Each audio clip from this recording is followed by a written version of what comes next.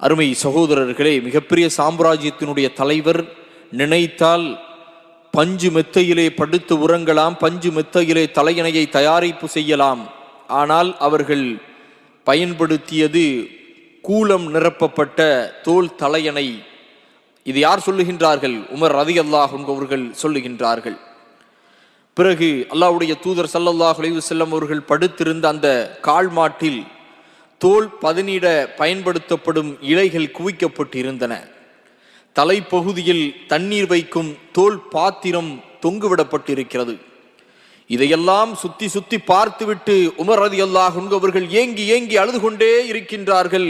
எனருமை தோழரே, நீங்கள் ஏன் அழுகின்றீர்கள் என்று தன்னுடைய தோழர் முஹம்மது ஸல்லல்லாஹு அலைஹி வஸல்லம் அவர்கள் உமர் ரலியல்லாஹு அன்ஹு அவர்களை பார்த்து கேட்டவுடன், அல்லாஹ்வுடைய தூதரே, பாரசீக மன்னர் கிஸ்ராவும்